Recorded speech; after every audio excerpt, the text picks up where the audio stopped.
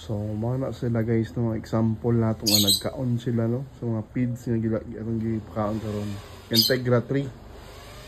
So dala sila oh. Nagkaon na sila guys, nagkaon. Daghang gisabod dia ganiha. Napay isa oh, nagkaon po na siya. So to avoid cannibalism, wala siya tong sistema lang, magpakaon pa. Dapat musugong yun nato sila, pero bantayan pa nato itong ipakaon no, dapat gamay-gamay lang.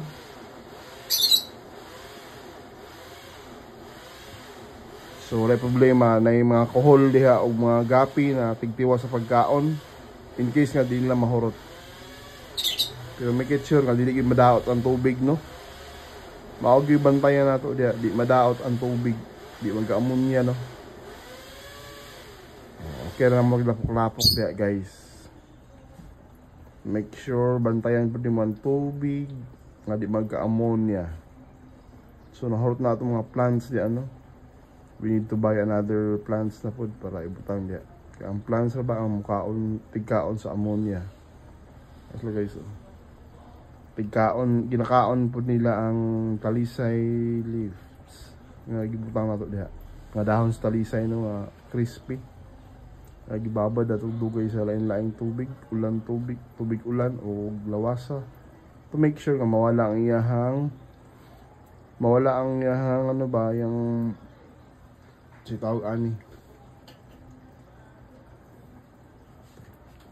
kaniyahang sini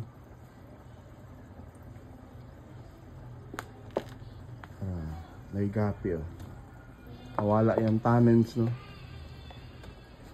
to avoid the tannins, wala siya tangin about ginababad ato ang tubig ang dahon sa talisay sa tubig. So ito na oh. Tura, kita mo nagkaon siya. Now, kumakain po siya. Nagkaon siya. Gikaon niya ang feeds. Nagikuha ito, no?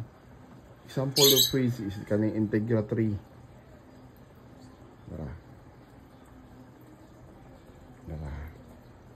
Kumakain yan sila. Yun, no?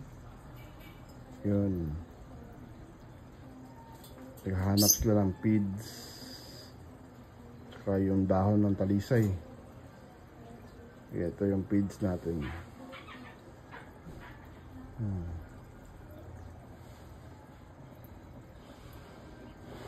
Yan. So tab na ito is 15 sila. Tapos yung hides is 19. So they are the soon my breeder, coming breeder sila. Dito 15 sila.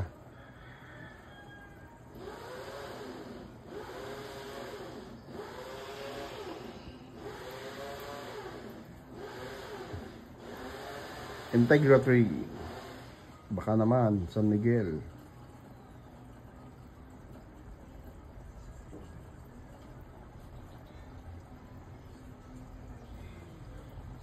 Ayan no, kumakain sila ng talisay leaves.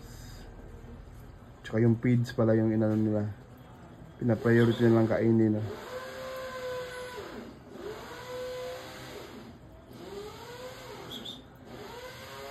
So as you can see, wala na namang eggshell. Maglalagay na naman tayo ng eggshell.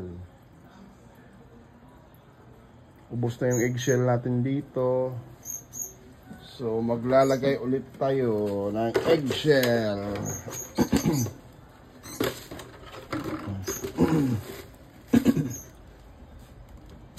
Ganyan lang po. Ito po yung eggshell natin.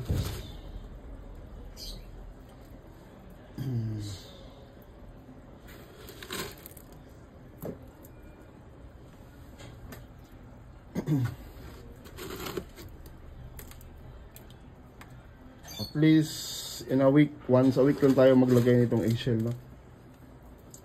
Doon.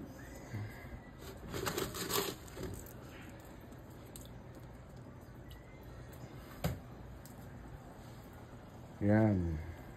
So today is Saturday. So magpapakain tayo ulit Monday or Tuesday na.